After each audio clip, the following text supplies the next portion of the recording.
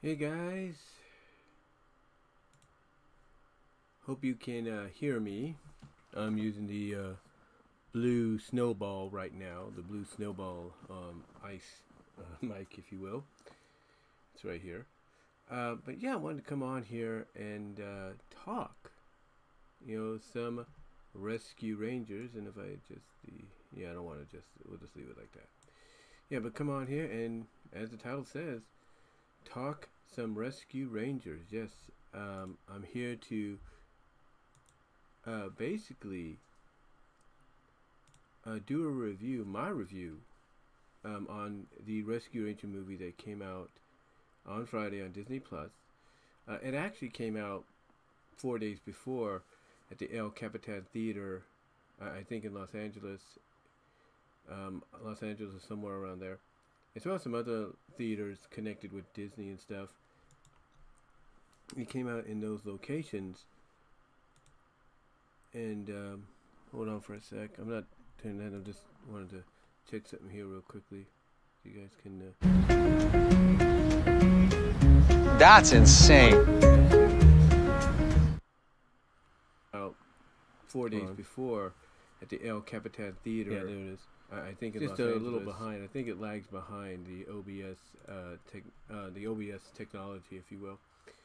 But yeah, wanted to come on here and give you my thoughts on the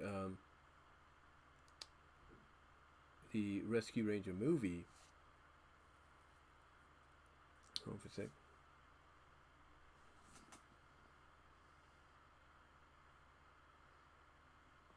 But yeah, I wanted to come on here and give you my thoughts on the Rescue Ranger movie. It looks like I'm lagging a little bit.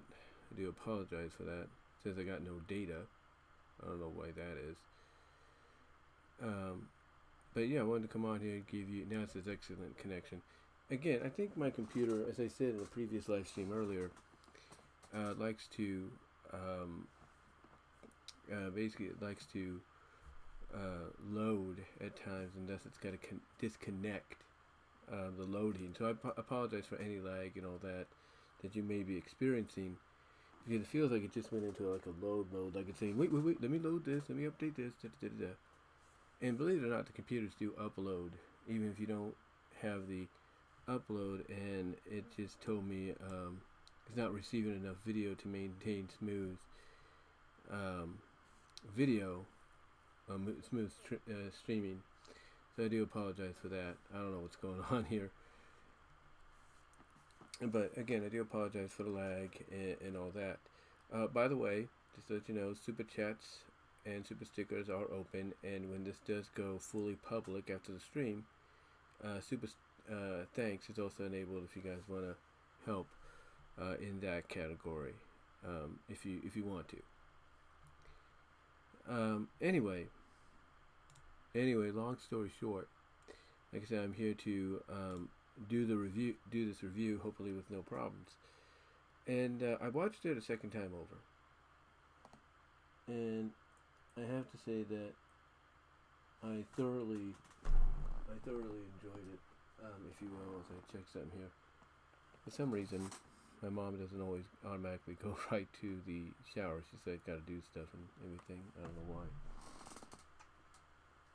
But like I said, I watching it a second time over, I have to say I enjoyed it. I really did. I truly got a kick out of watching everything about it. I mean, I thought it was good. I thought it was funny. It definitely was exactly what I talked about in the last live stream. It was definitely a commentary, on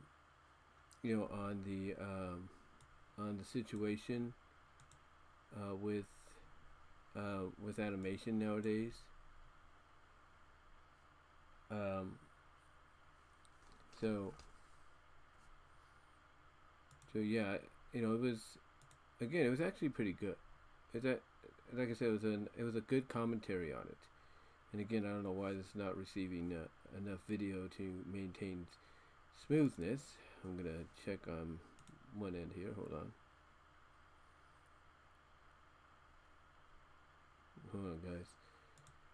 I think what it is, it's late at night and it's acting up a little bit. Let's see.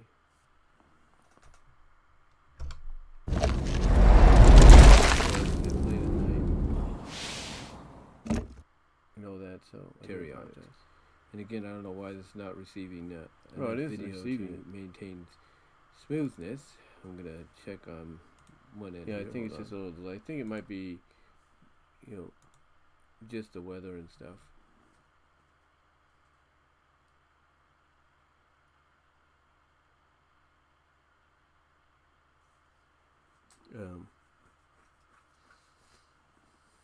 Anyway, hopefully we can get through this without any problem. I think it's just, like I said, it says it's not receiving enough video to maintain smooth streaming, but it is. I think it is. I think it's just, you know, just something going on there. It's, yeah, basically, it's saying here, YouTube is not receiving enough video to maintain smooth streaming. As a result, viewers will experience buffing. So I do apologize for that if you're experiencing it. It says the stream is excellent and everything, but I don't know. It's probably on YouTube's part. But anyway, to get back on topic here, I did, like I said, watch it the second time, and I thought, again, overall, watching it the second time over, I thought it was good. I thought it was funny. As I said in the other video, the other live stream, I think it's a nice. Now I got no data. The thing went off. It says no data, and now it's back to something's going on. Yeah, it's probably on YouTube's part, or something happening, or someone's using the internet around here to buffer. Hold on, maybe it's this. I don't know.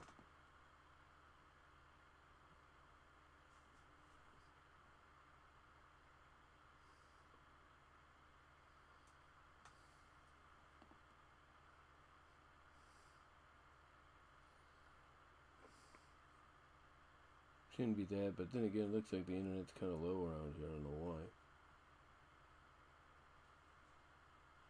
Oh, we got another Wi-Fi person around.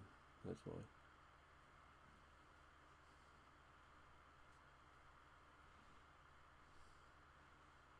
There you go. I don't know if that'll help. But anyway, like I said, you should be able to watch this after it's all said and done. But like I said, I ended up watching the film for the second time, and I thought it was good. You know, that's why I wanted to wait a little bit. I wanted to go over it a second time to see if there was something in there that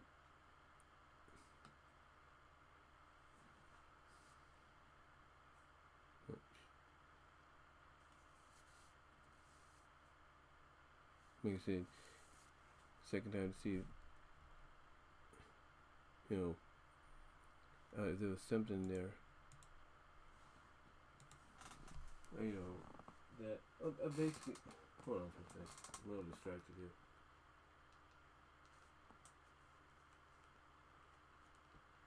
Let me check something here.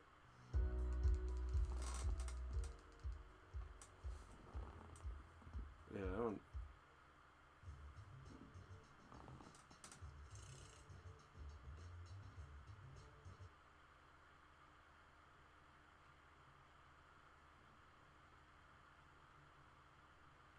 Yeah, everything seems fine, so it just might be YouTube right now.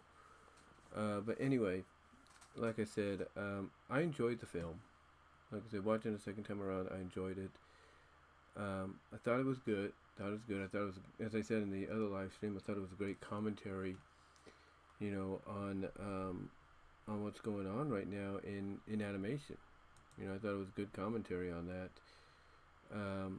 You know, because you have, not just with animation, but you got, of all movie and television entertainment, you know, you got, you know, things vastly changing, and, you know, not everybody is used to it. Not everybody's, you know, used to it or for it. But the way it starts out, I thought it was really nice.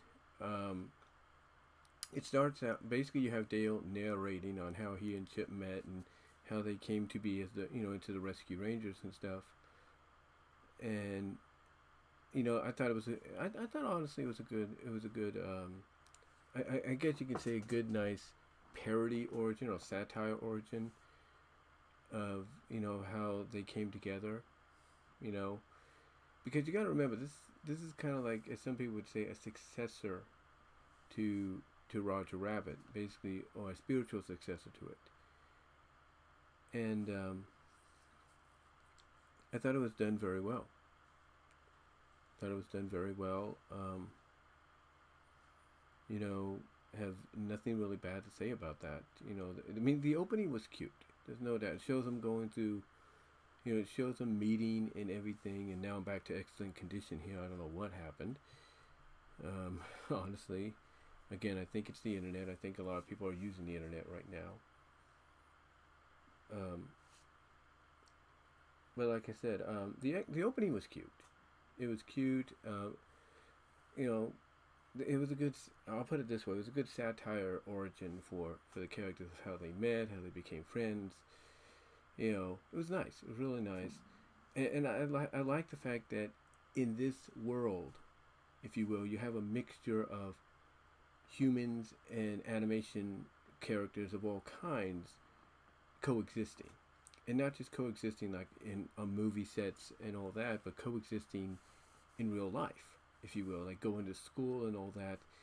I mean, there's even because basically it shows that Chip and Dale in this version, in this in this movie, met in 1982. For me at that time, I was 3, so go figure. Um, anyway, it shows that they met in school in 1982.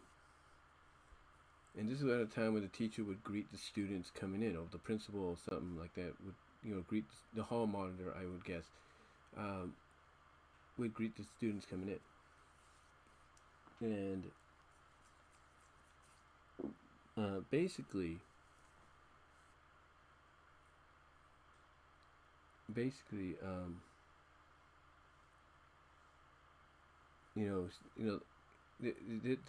a scene where the hall monitor, or the vice principal hall monitor, is greeting the students, and she takes one of the cartoon characters' headphones away, saying, "You'll get these after school."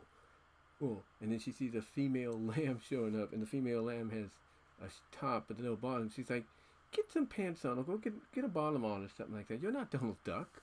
Get some clothes on," kind of deal.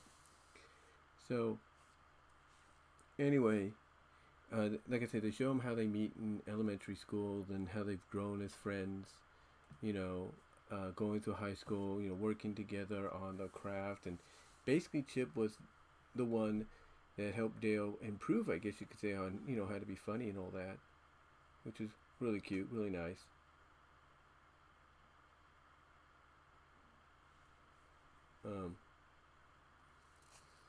So, that was cool to see. It shows them basically, getting, they're starting Hollywood. Basically, as they got older, basically Dale narrates that, they met in school, in grade school, went from grade school to high school to to college, graduated, and then after graduation from college, they went, and took the Greyhound, literally drove by a Greyhound, to Hollywood to, make the mark, if you will, gain success.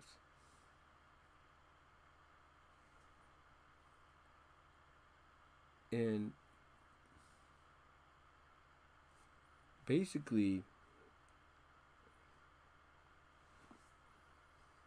it shows that they started out getting like bit parts, little cameos here and there, in commercials, some shows. They even have that one show, not one show, but they even have one episode of the original Full House.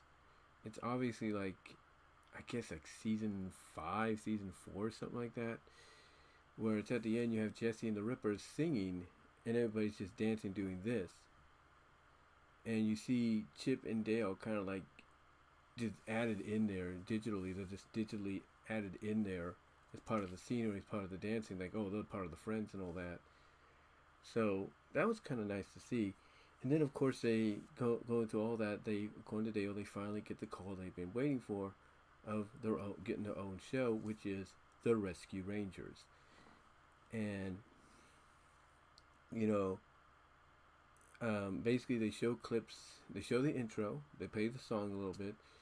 They show the intro. They show some clips from episodes and stuff. And then they show an episode that obviously doesn't exist called Fat Cat Attacks. And it's one of the episodes they were working on, probably one of the last ones, where basically they beat Fat Cat by pulling some kind of toony gag where basically Chip hits Dale on the head with a pipe, and these little birds appear, and Fat Cat gets distracted by them, and then, this distracts him enough for Chip to catapult Dale basically by his foot up to hit the conveyor controller to drop a whole bunch of stuff on Fat Cat and capture him. And it kind of ends right there. It's like the episode ends, the laughing, the laughing and everything, and they just keep on laughing. You kind of see the reaction, like, okay, how much longer do we to do this? And then they kind of got that reaction, like, basically, like, how some of their episodes end and they laugh, and then it goes and fades to black, and goes to the credits. Here it shows them going, laughing and just laughing and going, just laughing. Well, basically it shows them laughing regularly like they do when the episode would end. But then all of a sudden you see them going like, like how much, like they get this look on their face of like, how much longer do we have to keep laughing until finally the director says, okay, cut, that's a wrap, everybody. And and basically it's like, good job, good work. So what happens afterwards is they have a little bit of a celebration, celebrating, the success of the Rescue Rangers, 3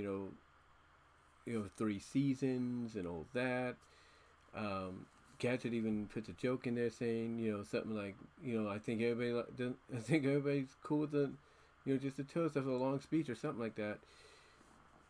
So it's actually it was pretty nice to see the flashback. But what was interesting is after they showed them doing that little toast after after they wrapped up another episode or another season, like I said, after another season and all that, it shows them celebrating the success. They're out partying, they're at the DJ's place where you see Paula Abdul and MC Scat Cat providing the music and stuff, and they're just dancing, doing the Roger Rabbit with Roger, and there is Roger Rabbit in there, obviously.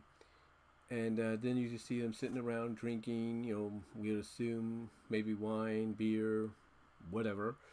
They don't say because it's a Disney film. And you see Zipper say something to Gadget, and Gadget's like, Zipper, and it's like, and she does this, and it's like, to his chin, it's like, right there was like the first indication of, wait a minute, because if you see it the first time and you see her doing that, you think, she's just, saying, probably just, because he's whispering something to her, and she's like, just scratching his chin, like, kind of doing like this to him, saying, oh, Zipper, and kind of like, being nice with him and all that, being sweet back to him. But you don't know at that time, when you watch it the first time, that when she's doing that, it's an indication of they're actually together. And it really just blows the mind, if you will. It really just blows the mind when you see that, oh my gosh, these two are actually together, when it's later revealed. But it's revealed a lot earlier than expected. But anyway, what happens is you see Dale, he's, trying to enjoy himself, be happy about it, but obviously he's not.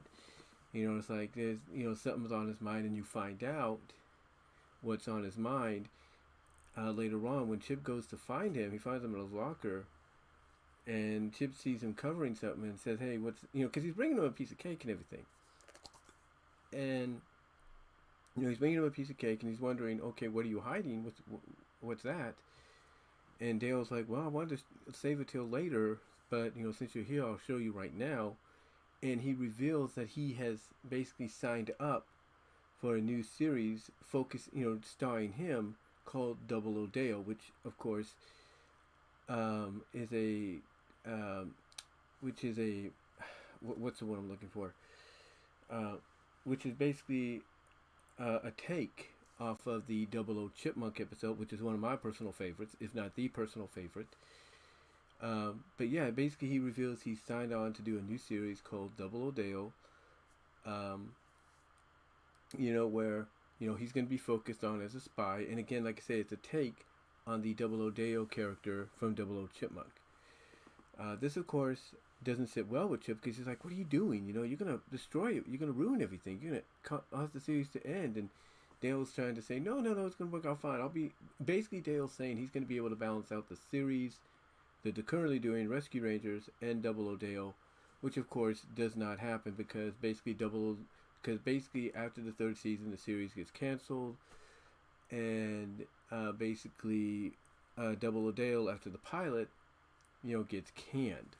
So yeah, basically Dale is left on the fan circuit, on the convention circuit, if you will, and we see that he's doing all this narration of how him and Chip met and all that through his phone. He's basically doing it through like his phone here, which is like his live vlog. He's doing like a little vlog on, I guess, YouTube or Facebook or something, and he's telling people this story and everything, getting ready for to make his appearance at the convention.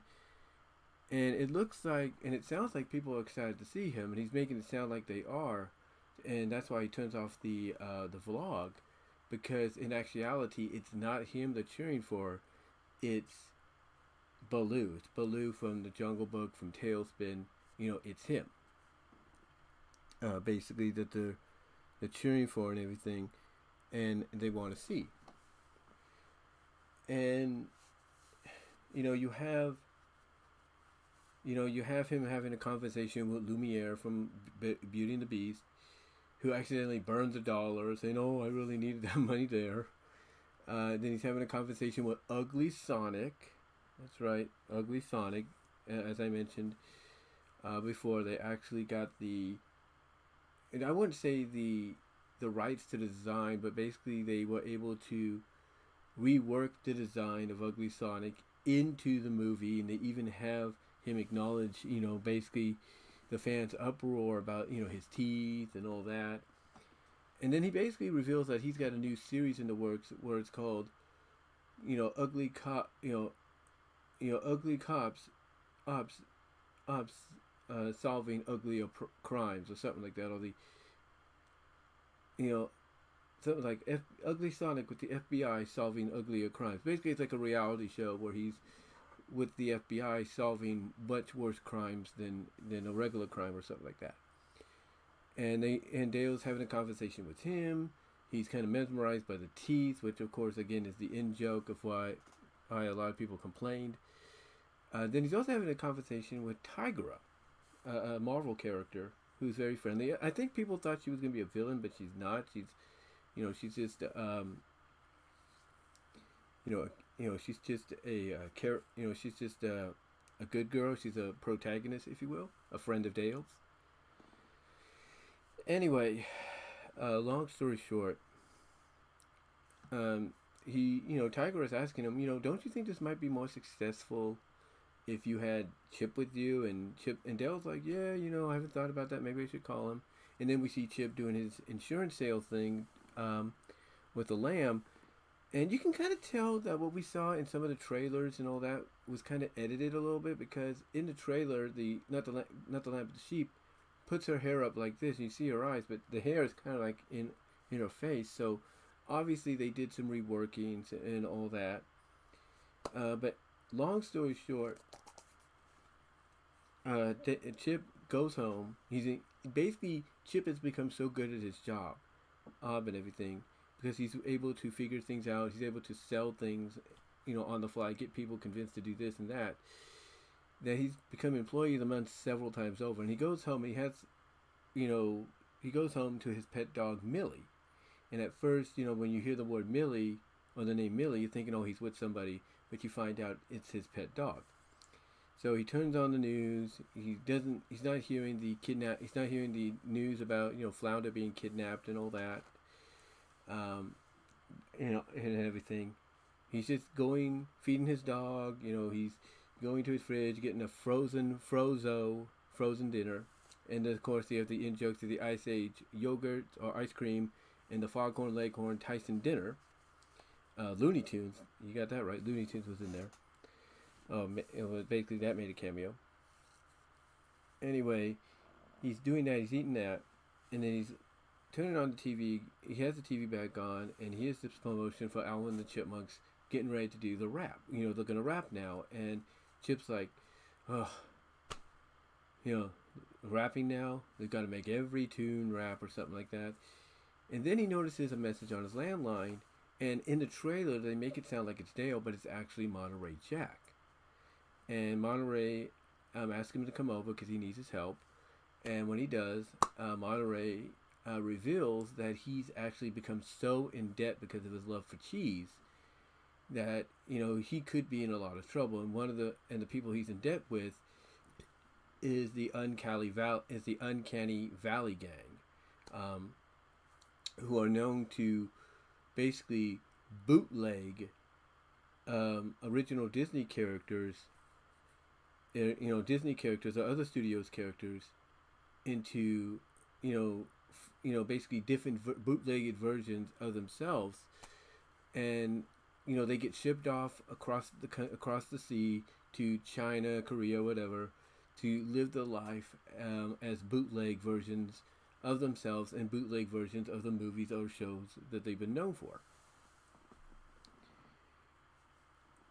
Anyway, Monty says he's kind of in trouble and everything. But when Chip sees him, not only he is glad to see him. When Chip arrives, he's glad to see him, but he also smells something on him, and he says, "Oh, it's the Rescue Rangers cologne I had."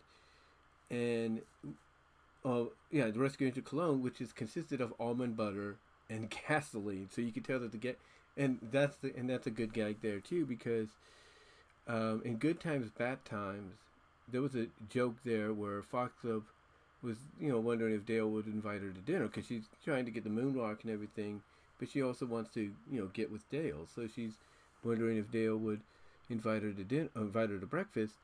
And Dale comes up with the excuse that it's Gadget's turn to cook, and that everything tastes like machine oil.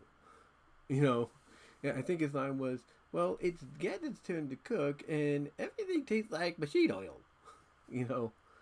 So I guess the gasoline being added into the almond butter is kind of like a joke on the fact that Chip and Dale and Gadget worked on the perfume and the cologne, and basically part of Gadget's contribution was gasoline or something. I don't know.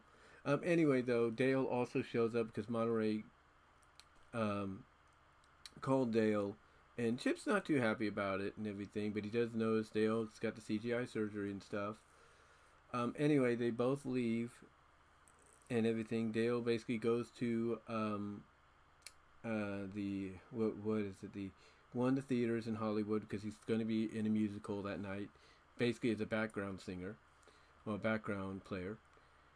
And as he's getting ready to go, he gets a call on his phone, and it's from the police, and they basically tell him that Monty's been kidnapped. Basically, what Monty feared was going to happen to him has happened, and Chip gets a call from Dale saying, "Look, I know you're still happy, not happy, and all that, But he says, "Hey, I need you to meet me at Monty's place because I just got a call from the police. He's been kidnapped." So they go there, and they see that basically everything's kind of in shambles. They meet Captain Putty, who's in joke because he gets stuck. He gets stuff, stuck to him and stuff because he's made of putty. He's made of clay. They meet what's her name? Ellie. They meet Ellie, who says she's a big fan, and then later on reveals that even though she lived in Albany, New York, where they didn't show the series that much, if at all, her mother would record episodes and send them to her. So that's how she was able to become a fan. Overall, what happens is that Chip, he's reluctant to be part of this, but Dale's like, "Look, we got to do this. Look at what you're doing. You found a clue because one of the clues that Chip finds is the old stinky cheese from Monterey's fridge. Throws it out and everything." he throws it out the window to the trash can, and he finds it again as a clue, and he sees an address on there.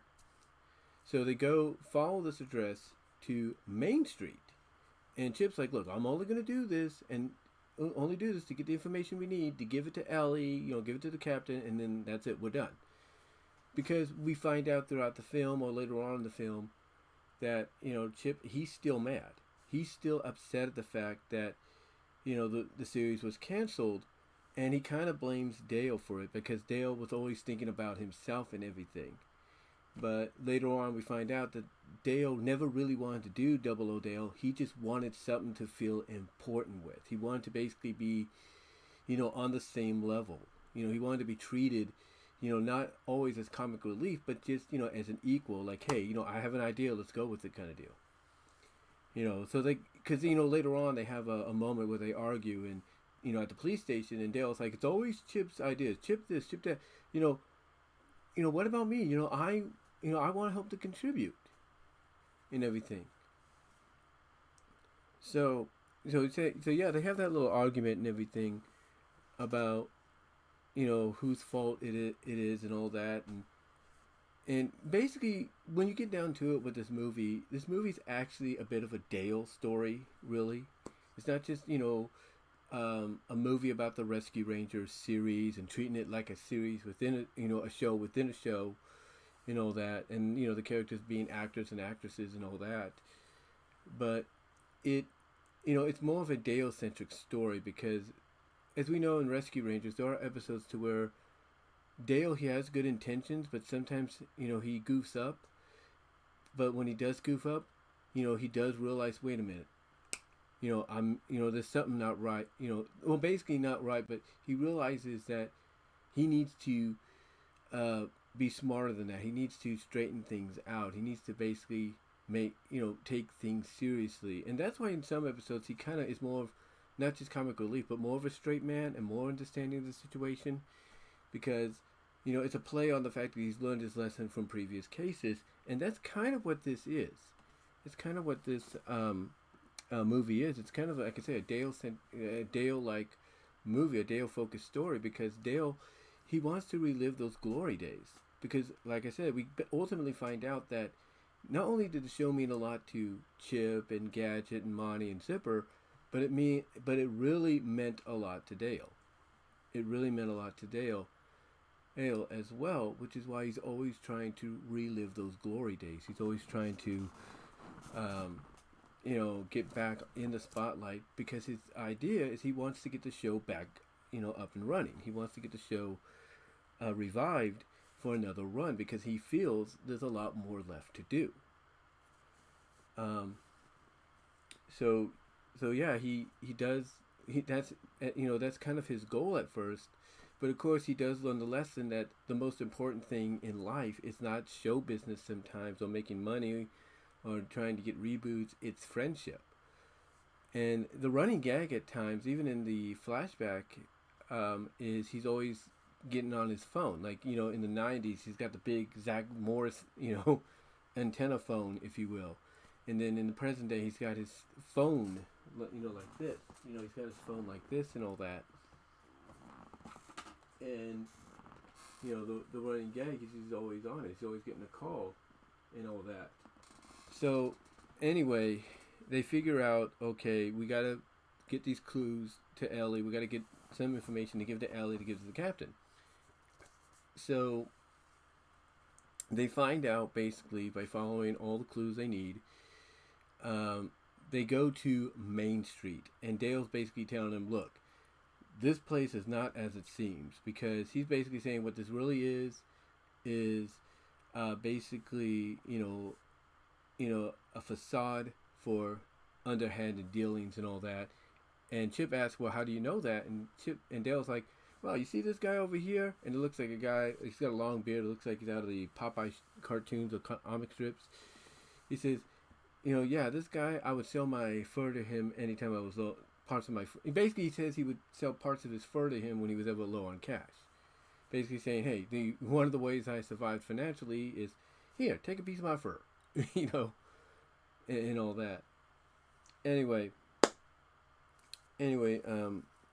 So they do that. They meet up with this Muppet, who is kind of like inspired by the Swedish Chef, but it's, he's a basically an associate of Sweet Pete, who we find out is an adult Peter Pan. And as we've seen, and people have explained in their own reviews and seen on clips and everything, Peter explains that he was in the biggest movie back then, called Peter Pan, and he basically, when he started to grow up, the studio got rid of him. In other words, Disney got rid of him, and he figures out that, Chip and Dale asking for So when Chip and Dale ask him about Monty's whereabouts and all that, and hey, if we could pay off Monty's debt to get him back, Peter is like, he doesn't like this. He doesn't like the fact that these guys are going to be snooping around, basically ruining his business. But anyway, they figure out that one of the best things to do to try to, put an end to this is to follow a Fitbit kind of device that, Peter has. It's very similar to what Dale has, because it keeps track of where you go. And that's kind of an in-joke, I think, on people saying that Apple has these Apple wristwatches, and it kind of keeps track on what you do or where you go, kind of locates you. It's kind of like the Apple AirTags for your briefcases. I think it's kind of an in-joke on that, or a commentary on that. So anyway, they have to sneak into the spa, and basically, they have to sneak into the spa and basically grab the Fitbit to give to Ellie, because they meet up with Ellie. They meet up with Ellie to inform her about what's going on, and Dale says, well, you know what? We need to use the crime lab to help us out. And he opens up his garage, because obviously they're at his house. And we see that his garage is nothing more, or has been turned into a Rescue Ranger museum / memorabilia place. He's got everything Rescue Ranger wise. He's got the puppets that they used to sell. He's got all the VHSs and stuff. He's got all that. He's got a map of everything. And when Chip sees this map, he's saying, "Oh, please don't tell me this is where all the victims are located." And Dale's like, "Oh, no. This is where all basically he's saying that the reason he has the map and the reason he has all these pins on it, all these little pin things on there, pin tacks, if you will, is, he's basically pinpointing all the places where Rescue Rangers was at its was at its most viewed during the highest rated year in 1991, which ironically was the year Darkwing Duck debuted. And there's a little bit of an in-joke at the end of the movie, because there's a bit of a mid-credit deal where they're back at the convention, get into that in a moment, and Darkwing is yelling, "Hey, we want Darkwing. And they say, "What a load of malarkey." You get an appearance by Darkwing, kind of basically doing a commentary there of the fact that, he was popular and everything, but obviously his popularity even nowadays is kind of waning a little bit, because people would rather see Rescue Rangers than him, which is interesting, or which is kind of interesting commentary, if you will. Anyway, they show Ellie everything that, so Dale basically shows that he has all this stuff. Chip can't believe he's kept all this, and basically, like I said, he shows Chip that he's kept all this and everything, and he references an episode where Chip dressed up like a rat or something like that, and everything. And he says something of, rats to you kind of deal. But I think we all know that the episode he's talking about where Chip dressed up as a rat is, of course, 00 Chipmunk. Because that was the only one that Chip dressed up as a rat in as part of the spy game. So you have 00 Dale, and you have Dale referencing Chip dressing up as a rat to kind of, tie into the story and everything, but to also it reference, in my opinion, what is, I guess, being considered not just by me, but by a lot of people, as one of the most beloved episodes in the history of the series, that of course being 00 Chipmunk. Along with the likes of Good Times, Bad Times, and Adventures of Squirrel City, if you catch my drift. Anyway, you know, Ellie sees all these. She sees like I said, she sees all the memorabilia. She sees the VHSs with undercover critters and all that. She even references dirty, rotten diapers. As an episode that he has there in his collection, and of course that's the episode where Gadget tried to nicer, kinder, gentler way, but then of course that backfires, blows up in her face, and then she has that line after they get beat up the second time where she says, "I say we kindly go inside." It says, "I say we."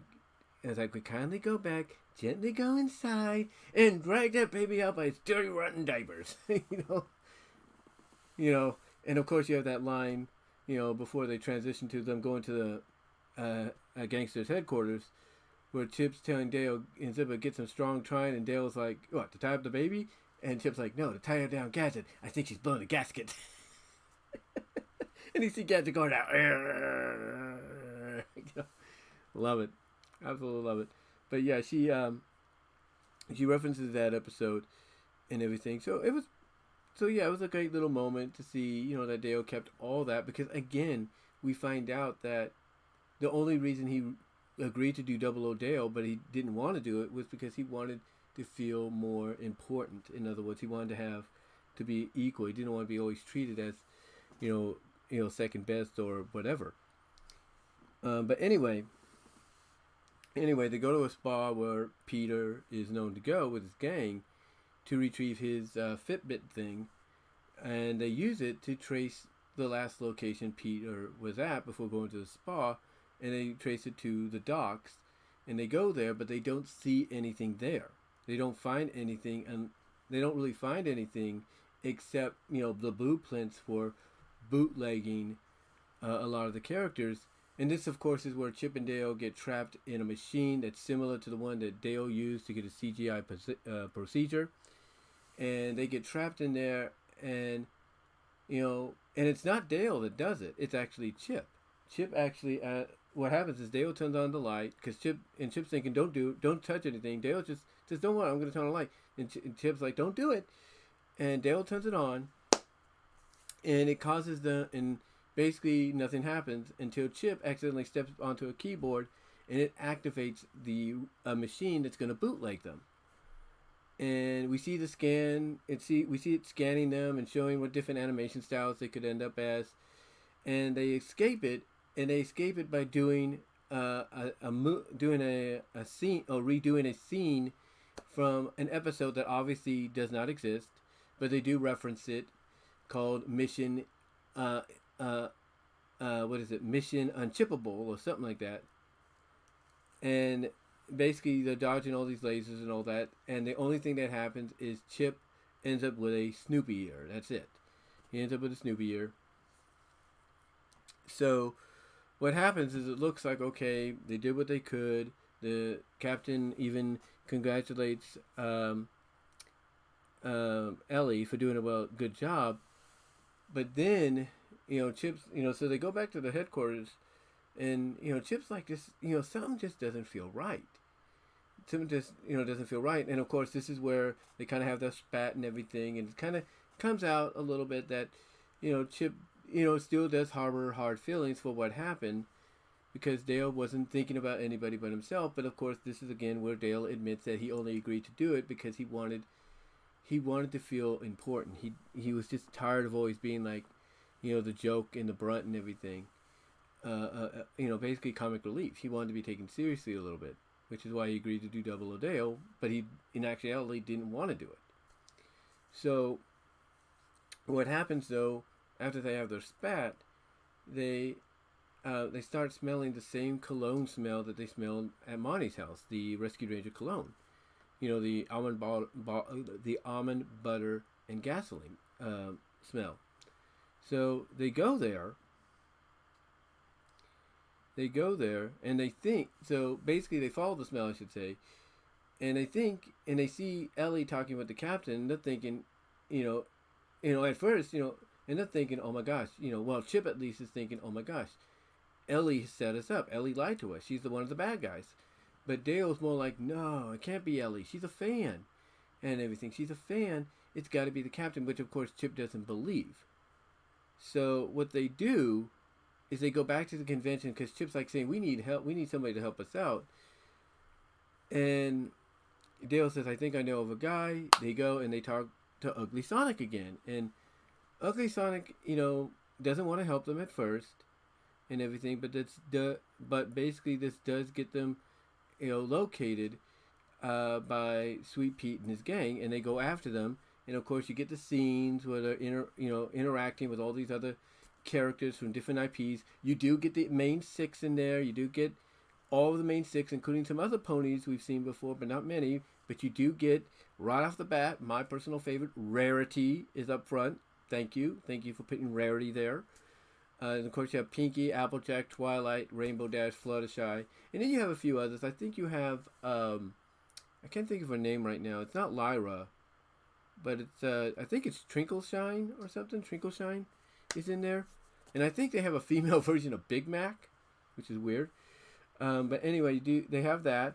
Then you see in this chase scene, it's just chock full of references, because you have a scene where Chip and Dale are crawling under the table, and you see this purple leg and this other. You see two sets of legs, and one of the legs has some caveman-like boots on there, and the other's all purple. And almost instantly, oh, Skeletor and He-Man, I bet. And lo and behold, it's Skeletor and He-Man.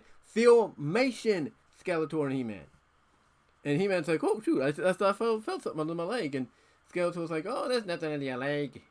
And it sounds like the actual voices. So I don't know if they got the real voices, the real actors to come back and do them or what.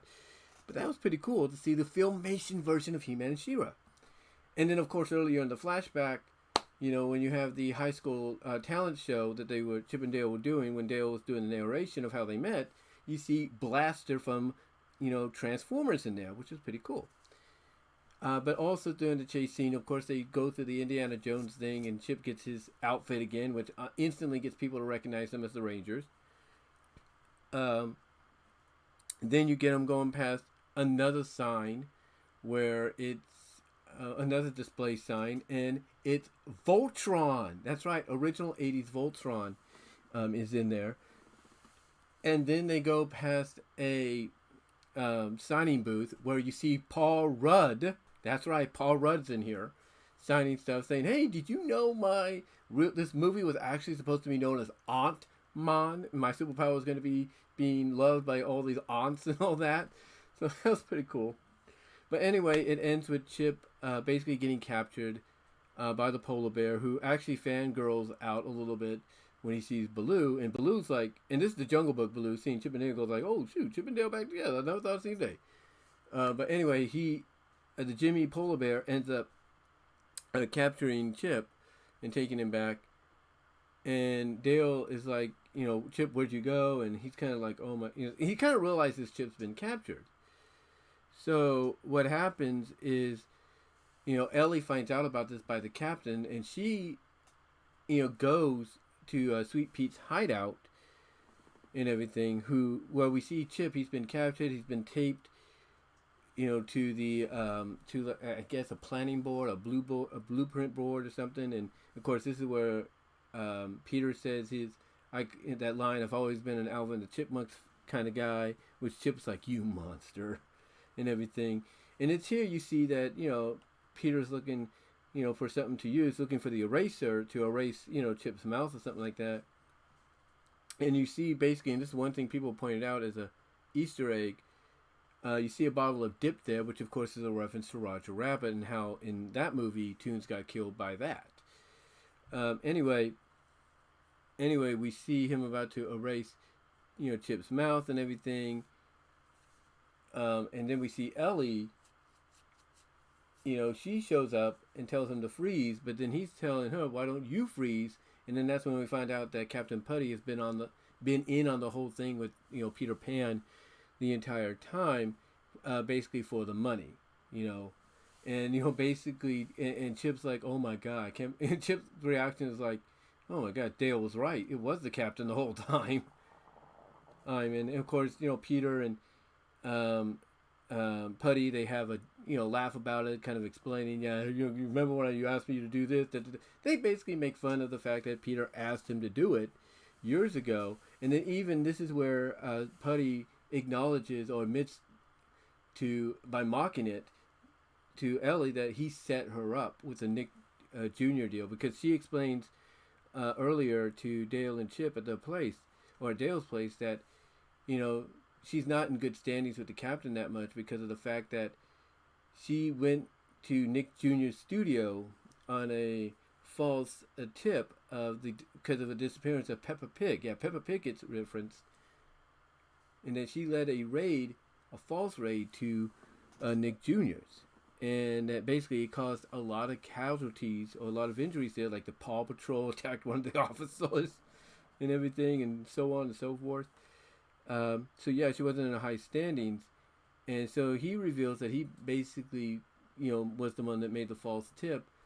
I guess to get her off the force or something like that, because I guess he knew she'd be trouble or something. I don't know. Anyway, Dale's like, anyway, they force Ellie to call Dale, and she explains to Dale that she's fine and that he needs to meet him over at the, where she's at, where her and Chip are at. And then she kind of gives him a code, when you fish upon a star, something like that. But basically she gives him a code. Basically she gives him a code referencing the episode of When You Fish Upon a Star. And Dale's like, well, why would she tell me about that? Yeah, it was a good episode, but why would she give it to me? So he goes back and rewatches the episode, and of course Chip's wondering, well, why would you do that? Why would you tell him this? And she's like, I gave him a code. And Chip's like, he's not gonna remember that code. He can't remember this or that. But but basically I think Ellie has more confidence in the fact that Dale will figure it out. And Dale, he kind of figures it out. He kind of pieces it together. He watches the episode, and he's like, okay, well, what is it? What is it that I'm missing? What is this code that she gave me and everything? Why would she reference, because, okay, first of all, he's like, okay, why would Ellie reference Fish Upon a Star? And then he kind of then he starts to, clue himself in on the fact that, oh, wait a minute, she probably gave me a code. And he tries to figure out the code, and he does kind of figure it out. He does piece it together in his own way, not the way that Ellie had alluded to, but in his own way. So when he tries to go to the rescue, try to go save them, his car's not starting. His car basically is out of gas. So he decides, so he basically is like, oh, great, now what do I do? And then he sees this picture, because he keeps a lot of Rescue Ranger memorabilia. He sees this magazine cover of Popular Mechanics, and Gadget is on there next to the Ranger Wing. So guess what he does? He goes and visits Gadget and Zipper, which again, we find out that they are married. They do have kids.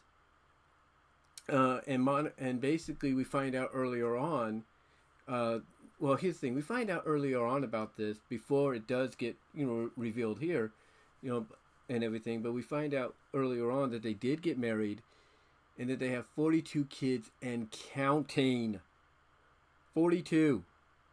It's like, holy shoot balls, It's like, what in the world? And again, this is where I think fans need to basically not think of this as based on Rescue Rangers, but think of it as an OG kind of like film, not connected to anything else, because, this is a moment that really not a lot of people are fans of.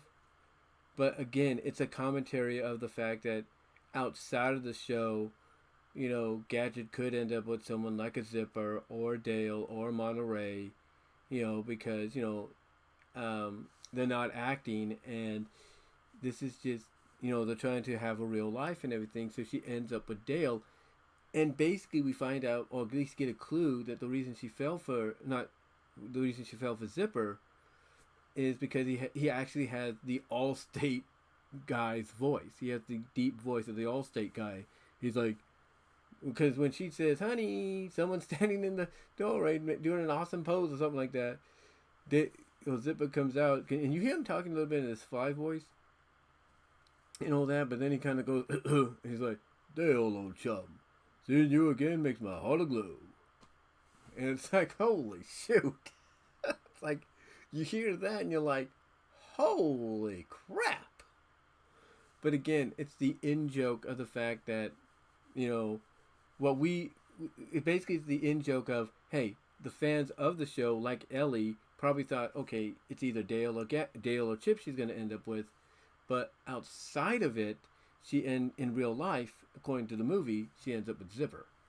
Which, again, is not looked upon very fondly by a lot of fans, I can tell you that. Even though it's an in-joke. But that's why, like I said in the other video, if you shut your brain off during this film, well, not shut your brain off, but shut your Ranger fan side of your brain off, you know, when it comes to this film, and just look at it as an OG film, not connected to nothing, then this shouldn't be an issue.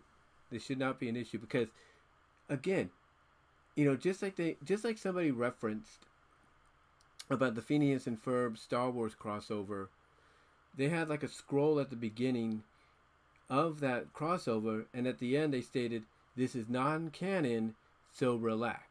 And that's basically what we should look at when it comes to the Rescue Ranger movie. That this is non-canon, so we should just relax about it and not worry. You know, it's not going to ruin anything that we enjoy about the original series. It's a non-canon satire, commentary, parody on, you know, the current stage of animation and certain other things that, you know, are topical and stuff in the world today of entertainment. So anyway, he goes to them, and you know, he says he needs the help, and Gadget's like, you know, hey, we love you, bud, but we just can't fund another one of your independent films. And Dale's like, oh no, it's not that. And then he kind of acknowledges, although did you, but then he does acknowledge that, and he goes like, although did you read those scripts? They actually were pretty good. So obviously he does explain, you know, what's going on, and they go with him. And when they're flying the Ranger plane, Dale's like, oh shoot, this is awesome, and everything, and everything. And he was like, oh cool. But well, basically Dale's like, oh shoot, good, this is awesome, because because not only is he flying in the Ranger plane again with Gadget, but I guess outside of the show, the Ranger plane never really flew. But here it does. Dale's like, I can't believe this thing actually flies. And then he commentates, and then he says to Gadget, and I can't believe you actually can fly it. Which Gadget answers back like, I know. I guess my character on television, my character in real life are one and the same. You know, so basically they end up over at the factory where Chip and Ellie are. And, you know, Gadget notes that the only way is going to be through one of those pipes or one of those chimneys or something like that.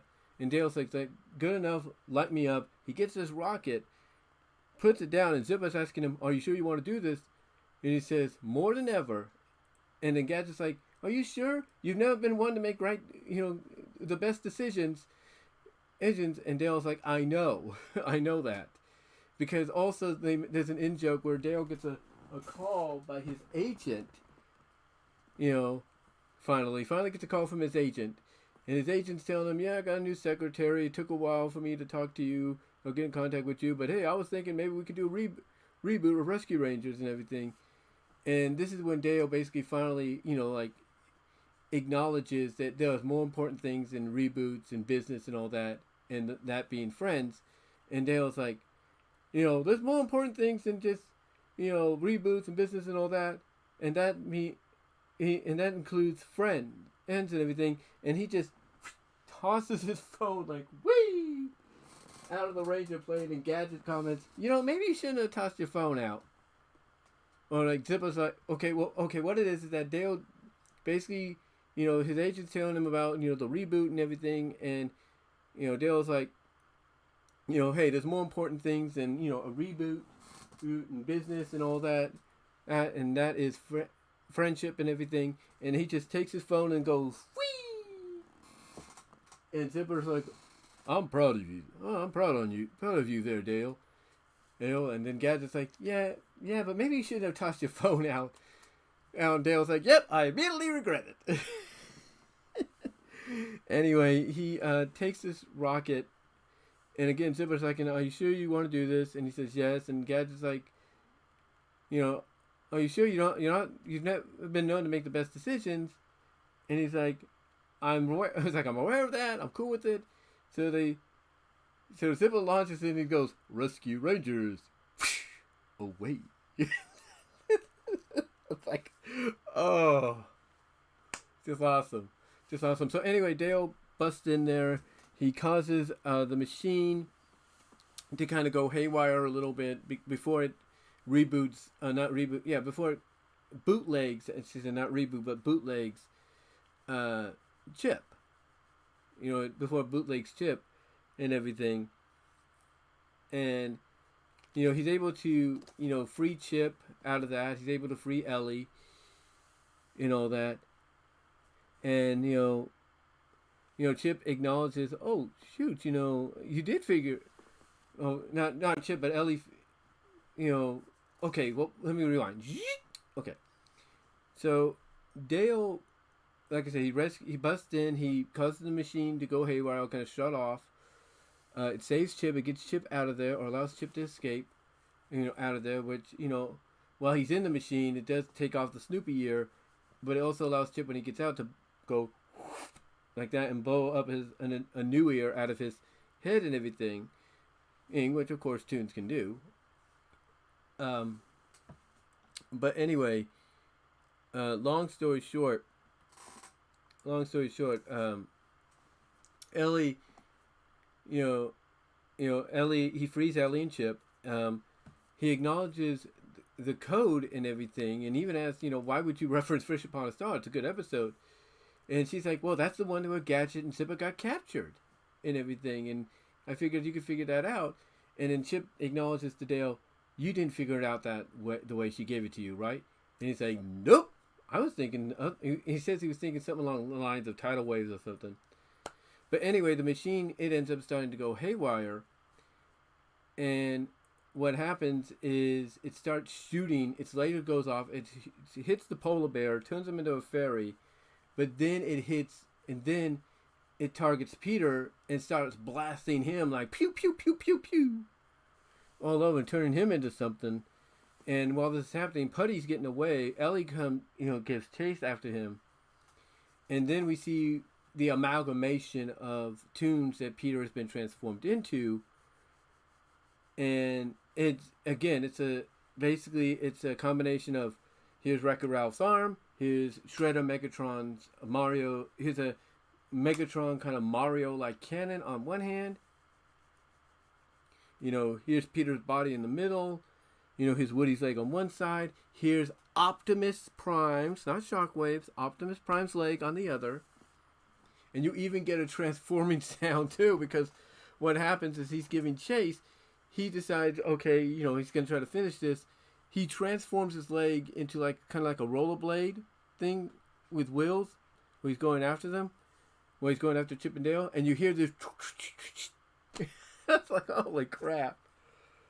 Anyway, you get all these references. His head is an amalgamation of Fat Cat's head and the kitten from Aristocat, the Aristocats, if you will. So, yeah, basically it's all this. And he's basically an amalgamation. And he's giving chase and all that. He's giving chase. Putty and Ellie are, I guess duking it out a little bit or going after each other. Kind of, and that thing with Ellie and Putty, a lot of people kind of say it's kind of like a Disney version of some kind of I wouldn't say slasher deal, but it's kind of like a thriller slasher situation. How it's set up, but very Disney-fied. And in the end, what happens is, Ellie, she ends up, freezing him just before he's about to hit her with the final blow. Gets a fire extinguisher, hits him, basically sprays it on him, sprays the nitroglycerin on him, and then says, and then she tells him, Putty, don't be so fragile. And she goes, bing! And down he goes. For the count, he falls right to pieces. Very T2 reference there. That some people are like, well, why would you reference that? It's that was back then. But again, it ties into the time frame as to when the show was on and its most popular. Anyway, Chip and Dale realize, come up, well, not realize, but Chip and Dale then decide to come up with an idea to finally stop, Peter, or Sweet Pete, and they decided the best way to do it is to reenact the last episode, one of the last episodes, the Fat Cat the Fat Cat attacks one, and Chip says, "No, this time I'm not. You're not the one that's going to be hit. I'm going to hit you." And they, okay, what it is that? Okay, let me rewind. Okay, Chip decides that Dale's going to be the one that hits him this time instead of him hitting Dale.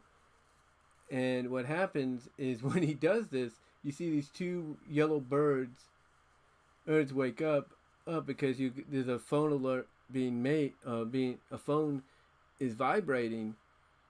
And you see the wife bird going like, "Oh, honey, don't do it. Don't answer it." And the yellow bird's like, "Honey, I told you, this is my job. I got to do this."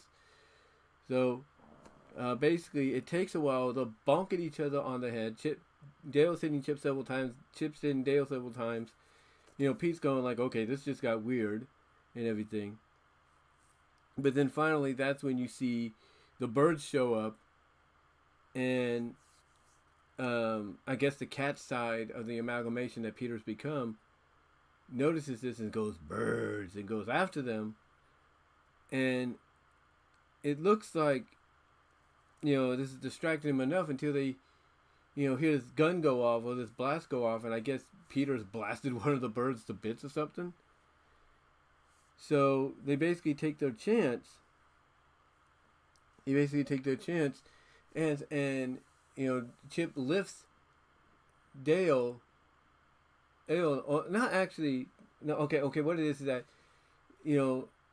Peter's the cat side of Peter is now going after the birds, and it looks like Chip and Dale's got an opening until they hear this big blast. And it looks like Peter's basically blown the birds to bits or something, and it looks like he's gonna go. He's about to finish Chip and Dale off until you see this helicopter shine down, the spotlight shine down on him. And it's Ugly Sonic with the FBI because he's doing that show with them. So what happens is this is enough to distract Peter, the amalgamation of Peter Pan, who's blasting the helicopter. And again, this is enough to distract him so that Chip and Dale can pull off what they did in that one episode, where they press the red button on the conveyor on the conveyor remote to let loose this bunch of stuff. And then when they do this, Peter looks up and he's like, "Oh," or he's like, "Huh?" "Uh-oh," and he pulls out an umbrella like this and he's like, "Pew!" He pulls out an umbrella like this, and everything falls down on him. So it looks like the day is won, right? The day is won. But not so fast, because just as the FBI is, the cops and the FBI are coming to apprehend Peter, he kind of breaks loose, turns around, launches one last bullet, a bullet Bill or bullet Betty, I guess in this case, right at Chip and Dale as they're celebrating. Dale notices this, and he takes the bullet basically to save Chip. And it looks like it kills Dale, but in actuality, it just knocks him out. It knocks him out for a bit, which, of course, as we've seen in any kind of classic movie, when you get hit with something so hard, even if you have protection, it knocks you out to the point that it makes it look like you're dead or you've been killed. And of course, Chip, he's sad, he's crying. And then Chip admits, back when they were kids, when they first met, that he was just like Dale. Like, he was afraid to go to school. He even tried to convince his mom he didn't want to go. And oh my gosh, Chip's mom, can I just say, and Lord forgive me for saying this, but can I just say, we just found our next waifu. Holy crap. The animation they did on Chip's mom, whoa. I mean, whoa. I mean, we know tunes don't age, so if they do some kind of follow-up to this in the future and they can feature her, sign us all up. That's all I'm gonna say, because whoa, the way they designed her, waifu material, no matter what, 10 out of 10, in my opinion. And to add to the beauty they gave her, and yes, this character is beautiful. Don't get me wrong; she's attractive looking. They gave her a beauty mark. I mean, come on, seriously, whoo! Oh my gosh, oh my gosh. But anyway, Dale does wake up from it and reveals that what protected him was the pog that Chip kept, because Dale had all these Rescue Ranger pogs except one, and Chip was the one that had it. So, it was able to save him. And then you see the bullet Betty or Bill kind of like, oh yeah, that thing bit my nose. So, long story. So in the end, they do free the other tunes that have been captured and bootlegged, including Monterey, who's been bootlegged into, a hybrid of himself and Dumbo.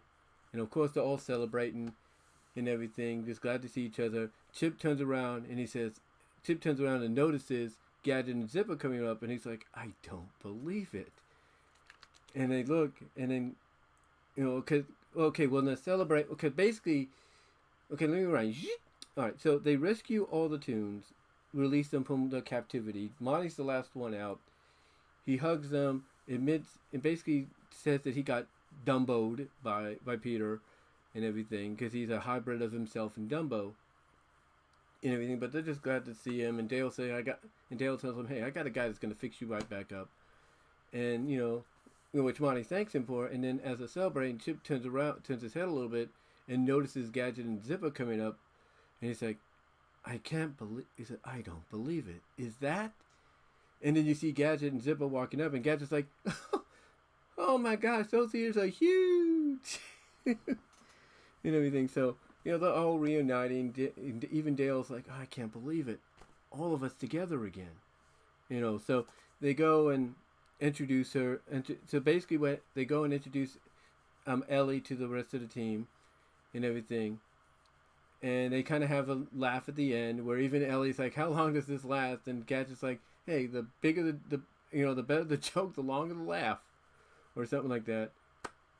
So anyway, the story ends with them, basically making a comeback. They're basically making a comeback on the convention circuit and all that. And again, this ties into what I said earlier about the mid-credit scene with Darkwing, trying to start up his own chant for himself. They're like, Darkwing, we want Darkwing. And he's like, oh, what a load of malarkey. Because again, you gotta realize Darkwing came out in basically what was the third season of Rescue Rangers, and Rescue Rangers was still considered then and even now more popular than Darkwing. So yeah, it was a nice little tidbit there.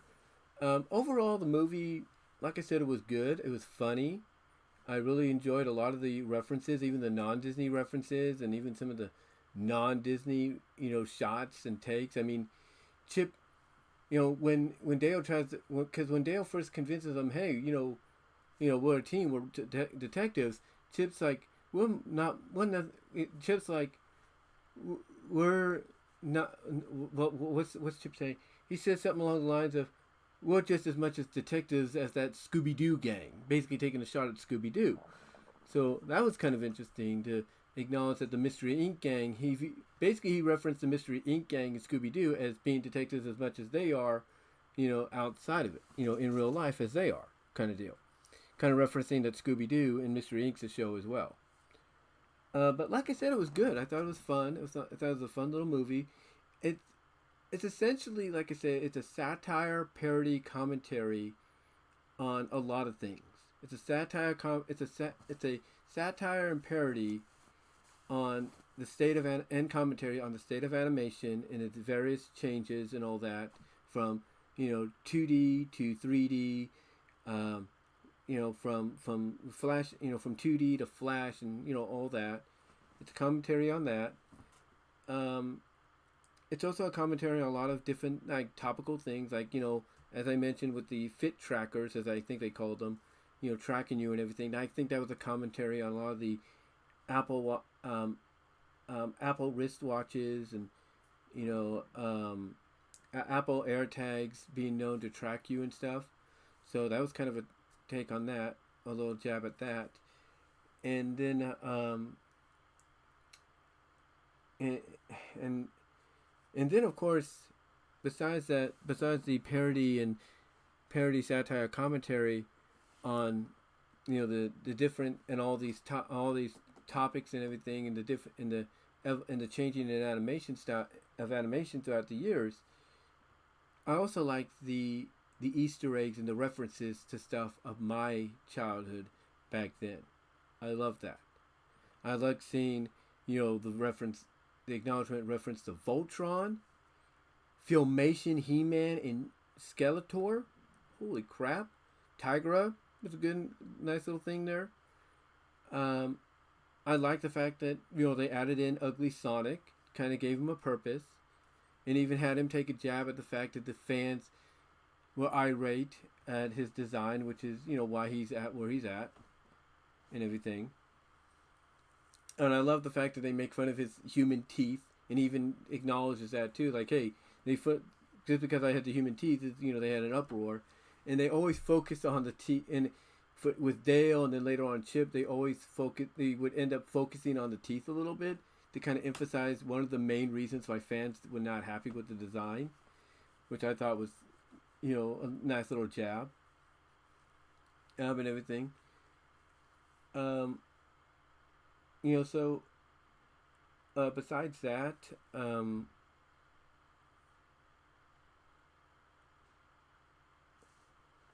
besides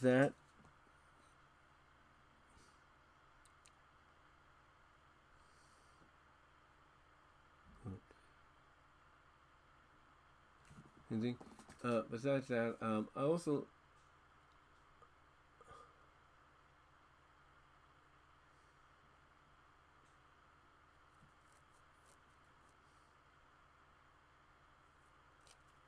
hold on. Besides that, also, like I said, I also like that. I like the appearance by the main six, and you could tell that the way they were animated. I know some people are like, "Oh, it's, you know, a different style of the ponies." Oh, no, no, no, no. What we saw in the trailer was fixed, because the trailer showed them as like bootleg versions of the ponies, of the main six and the friends. No, no, no, no. The final product, that was the main six, and I love that. I love the fact that we got the main six in there. I love that. You know, I really did. Um, so and the friends. So I love that. I love the fact that we saw, you know, the real Rarity, the real Twilight, the real Applejack, the real Pinky, the real Fluttershy, the real Rainbow Dash. I love that. I love the fact that they went back and fixed that to make it them, if you will. So I love that. I love the little interaction between one of the Lost Boys, because the polar bear thought, oh, that's got to be one of the chipmunks. So he grabs him, and it's that one of the Lost Boys and everything. I don't know what his name is, the chubby one. And he sees Peter. He's like, Peter, you got old and everything. And Peter's like, yeah, that's the kind of all this kid, you know. So those are funny and everything. We even got that Dr. McMuffins, or McStuffins, if you will, in there making a cameo. So it was, like I said, it was really cool to see all this. It was really cool. And again, I love the fact that, as I said in the other live stream earlier, that one of the shots that they took was at the bootlegs. And how even Disney, I think, in my opinion, Disney's sending a message with this of, hey, studios that are bootlegging us, knock it off. We know what you're doing. Knock it off. So, you know, I love the fact that they allowed the Lonely Island crew to kind of make that acknowledgement, because I think the Lonely Island crew was like, hey, doesn't this bother you guys a little bit? And I think Disney's like, yeah, it does. You know, go ahead and take the shot. Make that the plot, if you will. And they did. So overall, again, I like the film. I know people have mixed opinions about it. That's fine. But again, like I said, if you shut off the Rescue Ranger fandom side of your brain and just look at it as a regular Disney OG movie, then I think you'll enjoy it, you know, more so than expected. So in the end, if you go back and rewatch it for another time to kind of maybe see if you still don't like it, or maybe you're still mixed about it, my suggestion is shut off your Ranger fan side of your brain and focus on the movie as being something that's original and not connected to anything. But again, overall, I liked it. I thought it was fun. To me, like I said, it's a parody, satire, commentary with a good storyline, a nice little storyline, weaved in between, or weaved throughout, I should say. Nice little storyline weaved throughout, and it's also kind of a love letter to not just, the Rangers, in a sense, but it's a love letter to 80s and 90s cartoons and IPs and all that, and even current ones as well. So I like that the fact it's a love letter to popular IPs of the 80s, 90s, in present day. I love that. I love that idea. So again, if you just shut off the Ranger fan side of your brain and watch it as something that's original, not connected to anything, you'll be fine. In my opinion, you will be absolutely fine, because it's a fun movie. It is a fun movie with like I said, a decent with a nice storyline weaved throughout the film. So that's really cool. It's really cool that they made it that way, and they made it that way. Because again, I know people have the reservations. Because when you think Rescue Ranger movie, you expect a movie based on Rescue Rangers, not a satire of it. Which again, like I said, you take the elements of it. Of it being a Ranger movie, you take and you shut off the Ranger side of your brain. You don't have nothing to worry about, in my opinion. You don't have nothing to worry about, because it's a fun movie. It's just a fun movie, and like I said, it's a love letter to the 80s, 90s IPs that were popular at the time, even up to today. So I like that. I really did. I really did like that. And they even like I said, when they took shots at bootlegs, they took shots at some of the IPs that would be bootlegs, like Winnie the Pooh would get bootlegged, or The Simpsons would get bootlegged and such. So it was pretty cool. It's pretty cool that they took that shot, because I think, like I said, the Lonely Island boys maybe met with them, explained what they were going to do, and the people at Disney were like, you know what, you're right. We're tired of these bootlegs coming out. Let's send a message. And that's probably what they did with this film, which is why, again, it's a commentary on the state of animation, a commentary on bootlegs based on popular IPs, but also, in my opinion, it is, it's a satire and parody, of all that, as well as a satire parody of, the show itself being a show within a show, which, again, you shut off your brain as a Ranger fan, or the Ranger fandom side of your brain, and you'll be all right. You'll be all right, because it's a movie you can sit down and enjoy, no doubt, in my opinion. But anyway, though, guys, I just wanted to come on here, finally give you this review with spoilers. So hopefully you guys enjoyed it. Let me know what your thoughts are down below in the comment section. The super thanks will be enabled really soon, so click that if you want to help support. Also check me out at Venmo at Brian-Warmer-2 to help support me there, as well as at Cash App at BWRoses98, and at Patreon.com/BWRoses with the $1, $3 tier. Also, this review will be up in audio form on the BW Roses Discussions podcast, which you can find everywhere except for Pandora. Also check me out at VENMO at BW Roses for content you can't get here on YouTube due to copyright. Also check me out at deviantart.com/BVW1979 and at fanfiction.net/Brian.Warmer.1, numeral 1, that is. So, again, guys, thank you all for watching, and again, let me know what your thoughts are down below. And until then, have a good night and a good Sunday, and I am out.